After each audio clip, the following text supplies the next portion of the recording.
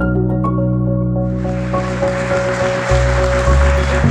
first of the second two keynotes is to be given by the Right Honourable Charles Clarke, who is formerly Secretary of State for Education and Home Secretary for Her Majesty's Government.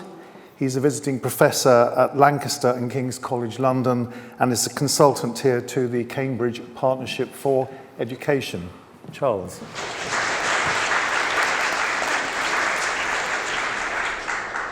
Well, Mark, thank you very much for that introduction. I'll speak from here, if it's okay. Firstly, I want to congratulate you on holding this event. I think the kinds of issues you're trying to address are indeed exceptionally important. And I'd say not only they're important, but they give rise to a lot of worries, concerns, doubts amongst many educational participants, and trying to get some clarity about how to proceed seems to me a very important question, and that's what I'm going to focus on this morning. When I first became a government minister, I was a junior minister at the Department for Education. I was appointed in 1998, and one of my responsibilities was educational technology. And so I, perforce, came to learn a lot more about both its power and potential, and ever since then, so that's 25 years, I've been completely convinced of the potential of educational technology in its most general sense to enhance people's ability to learn and people's ability to fulfill themselves, but also convinced of the difficulty of making that actually happen. There are a large number of people around who are very convinced of the possibilities of their particular education technology, but extending that to the wide education system as a whole is an enormous challenge, and that's what I want to focus on. The first key essential in terms of addressing this question is to have a strategic approach and to develop a strategy. That applies at the level of an institution such as Homerton College, Cambridge, or the University of Cambridge, or a particular school, or whatever it might happen to be. And it applies at the level of government, where I would say at the moment there isn't a very coherent strategy to deal with these things. And I'd say even that it applies at the level of an individual to determine how they themselves are going to use educational technology in its broad sense. And I include within that the concept of AI to develop their own educational possibilities. I think there's an interrelationship of 3 or 4 important factors which need to be brought together when developing such a strategy. They are, what is the education learning technology which is available? And I know there's a number of organizations in the room who've got world-class experience of developing that technology in particular fields. But then the teachers, and thirdly, the students and or pupils, and fourthly, I'd say, particularly for the younger students, the parents. And the question is, how can these factors be worked together into a strategy to enable the potential benefits really to be brought through in a wide variety of different ways, including, of course, looking at the curriculum, looking at assessment, and the interesting question about the location of education as this technology develops. So it's those factors which I'm going to talk about. Firstly, the education learning technology. Of course, over the last 30, 40 years, there have been a very large number of very important education and technology interventions. I remember when I was in student politics a very long time ago, shortly after I was president of the Cambridge Students' Union here, I was the person in the National Union of Students who was responsible for the Open University. I went to an Open University summer school and saw an incredible range of teaching and learning resources which were being made available, particularly with people with special education needs. This was about 1975. And you saw the exhilarating thing of people who had thought that they would not be able to advance educationally, being enabled to do so by the technology which enabled them to learn in completely different ways, whether they were deaf or blind or whatever need that they had. And it was a very exciting time. It was happening for the first time there in many ways, and that was the first area in which you saw educational technology being used to advance educational achievement with these particular groups of students who had particular needs which could better be addressed using technology and taking that forward in many ways. Of course, those were the very early days, and since then, in the 50 years or so that have passed, the extent of educational technology and its ability to enable people to learn better has been massively, massively enhanced. Now, each of the companies represented here or in wider groups, I set up a group called the Education World Forum, which meets in London every year, of ministers of education. We have substantial discussions about what are the possibilities now that are there. Each of these has their own strengths and their own weaknesses. And for each of them, it is critically important to understand what they can do. And there is a core issue here, which is about proving that advances do in fact take place if educational technology is used in students' and pupils' education and learning. Understanding what's possible is relatively easy. Understanding what actually happens is much more difficult, and demonstrating advance in this area is very complicated and requires the second relationship, which I think is the most important of all, the relationship with teachers, the education and learning resources related to teachers. I've seen in various countries of the world a load of laptops being dropped in a school and given to the teachers, is saying this will transform. And the minister goes along very happily, wears his suit rather like mine, very smart, and then has pictures taken. He's improved education. You go back 3 months later and you see a cupboard in which these laptops are all stored, and the teachers are not able to use them. And so they've had literally zero impact on the education and learning of the pupils concerned. And that's actually quite a widespread problem. It was a big problem when I was in government. We developed a £250 million programme to train and educate teachers in being able to use educational technology, which there was quite a lot of interest in it. I wouldn't say teachers were particularly resistant to doing this, but they were, in the best sense of the word, sceptical and wanted to understand how they could use this in a way which would really help them teach their children in a good way. And quite a lot of our money was actually wasted, because a large amount of money, because actually it didn't succeed in enabling teachers to use the technology in a way that really enhanced the education of the children that they were trying to help. And I think that must be, I wouldn't claim any level of expertise in the AI that we are talking about here, but the fact is that must be true here too, that there's a whole series of issues where people are either frightened of AI or want to learn how to understand it, and teachers need to learn themselves how to use the AI or the educational technology, to use a more general term, to do what they're really in business to do, which is to improve the educational performances of the children or students that they are teaching. And then we hit a key problem. How do you teach teachers to teach using this?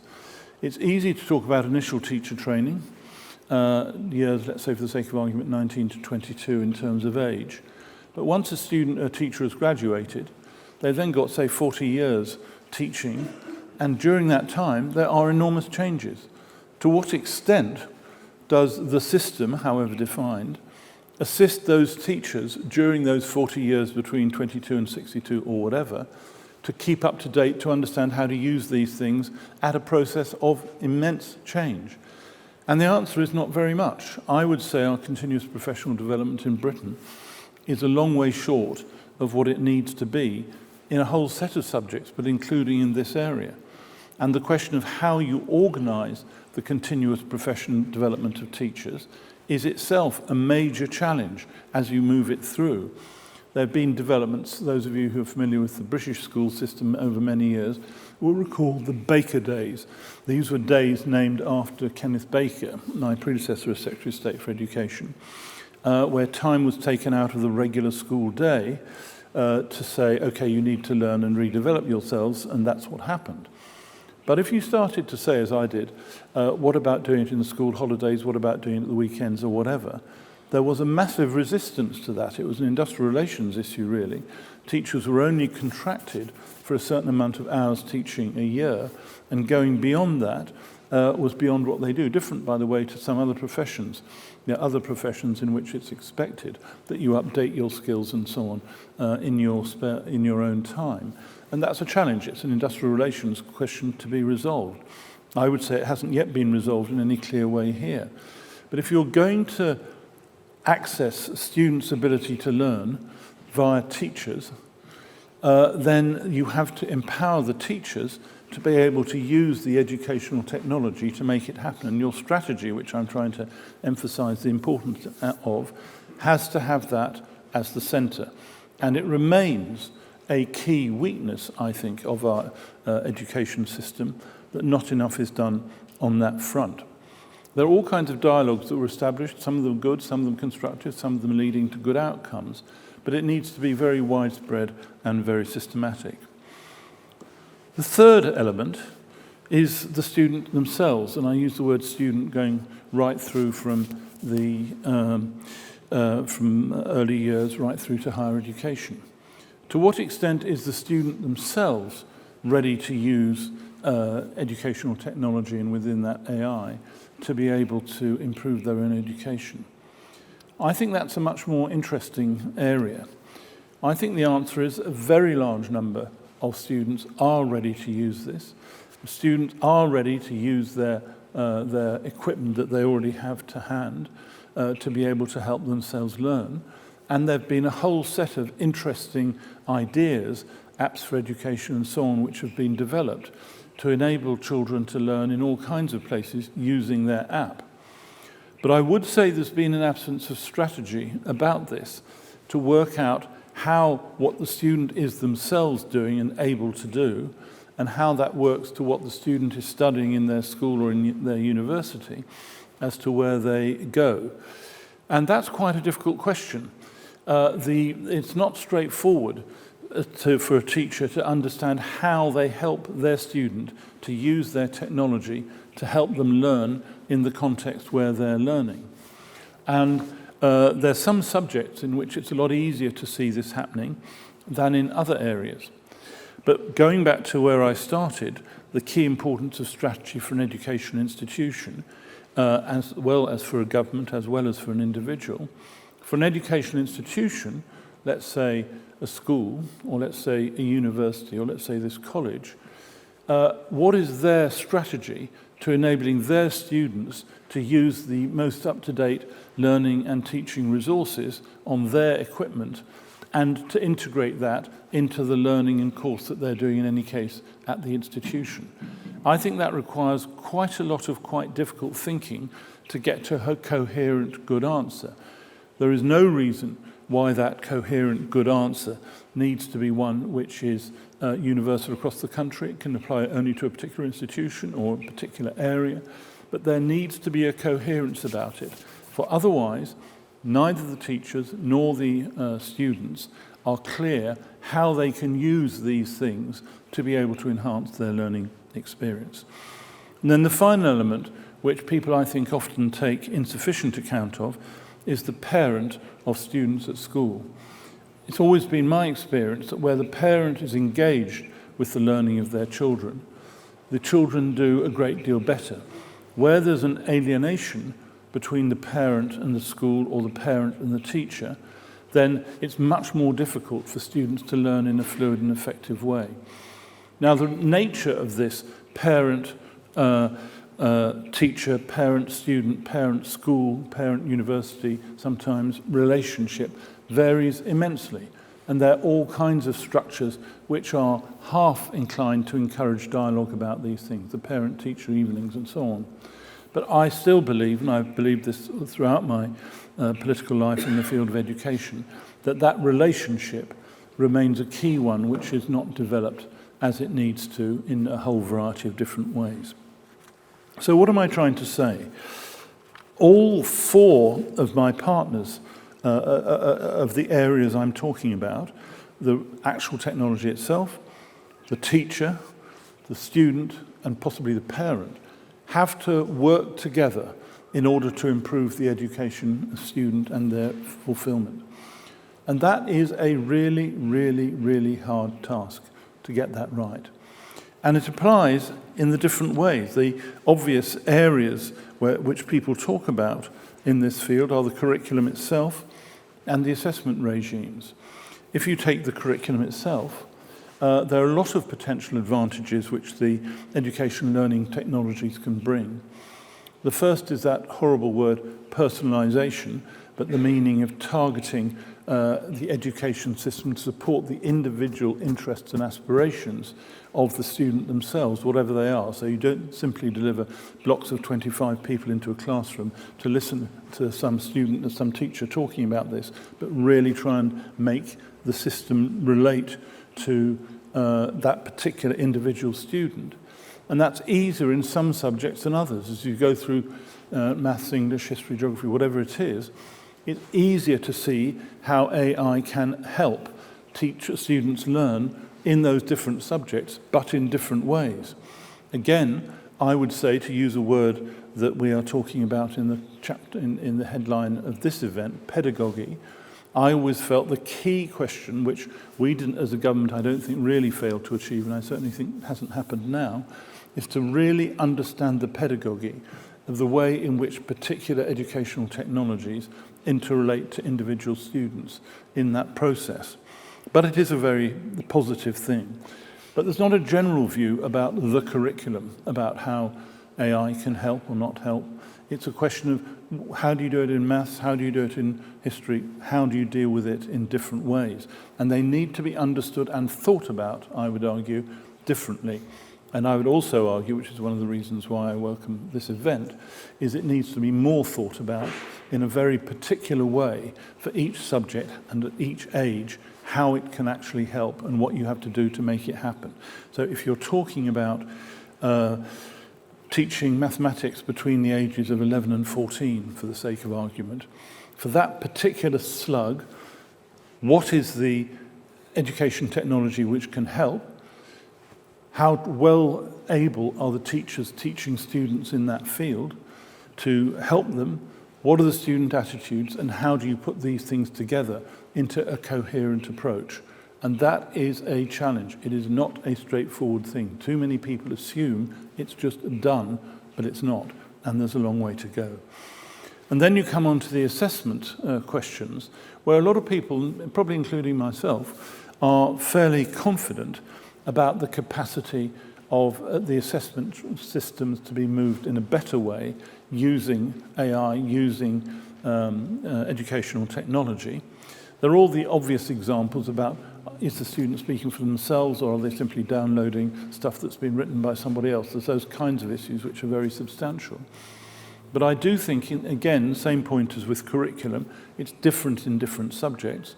And it's also different when you're talking about so-called high-stakes assessment, which will determine the ability of the student to go further, whether to higher education, whether to employment, or whatever, to know how that works in the best possible way. So that's the kind of range of issues. As I say, in all of these, which of the factors you're talking about, what element of the curriculum, which aspect of assessment you're talking about, the educational institution needs to have its strategy, government needs to have a strategy, and there are important issues here in regard to regulation. I noticed in the coffee room an event was being advertised for later this month or next month on regulation of AI, and that's a key area for this, and of course the individual. And then the final thing I thought I would just mention is there are interesting questions about the location of study. I've been at discussions where people say, well, is the school going to continue to exist? Will students in 10 years' time still be going to school? Do you need school? Do you need teachers? Can everybody learn at home? And there's some gurus on the outside edge of the educational technology world who say that we don't need these. Doesn't matter if you don't have a school because you can learn at home on your machine, and that's it. I don't really have any time for all of that. I believe that schools will continue. I'd go slightly further. I'd say schools should continue, and I think universities will continue too. But I wrote with a colleague called Ed Byrne a book a couple of years ago called The University Challenge, and we had half a dozen questions at the end of the book, which were about how teaching would take place and what would happen in universities. And I'll just read the question. Will technology take over and eliminate current approaches to teaching? With increased e-education, what will happen to the current geographic institutions with large campuses? The universities have built enormous campuses. Will teaching still take place in lectures? How will all this go in this way? What's going to happen? And we have a short discussion of the answers to those questions. But the questions of location, where education is, where it takes place, in the home, in the workplace, in a school, in a university, are questions which all of this technology throws into a different light. I would argue, and perhaps you'd expect me to say this, is that the state should be trying to establish some clarity about all these things. But what will be the distinguishing character of a university or a school? Is it a physical location, such as right here we are now, or is it a group of people who are working in different ways? And this is all challenged as well. So, to conclude, the way in which I approach the subject that we're discussing today is to say that there still needs to be a great deal more pedagogical research on how people learn, first. Second, there still needs to be a much more focused approach on enabling teachers to acquire the skills to work with current technologies on a current basis. And that's not something that happens in initial teacher training, however it's organised. It's something which happens throughout a teacher's life, from the first day to the last. So how do you create a system which makes that happen in an effective way? And thirdly, can we say, if you're talking from a governmental point of view, that every school or college has got a strategy for this? I was very struck during the COVID pandemic that of the 25,000 schools in England and Wales, I emphasised 25,000, a lot. Some had excellent strategies for dealing with this, but some really were very poor. And that was the position. And it was very difficult to intervene in that way to get it into a better place. So the question of whether there are good strategies in place, whether the strategies are effective and so on, is absolutely central. So I think those are the challenges for the future, and I look forward to hearing the other contributions. Thank you very much this morning.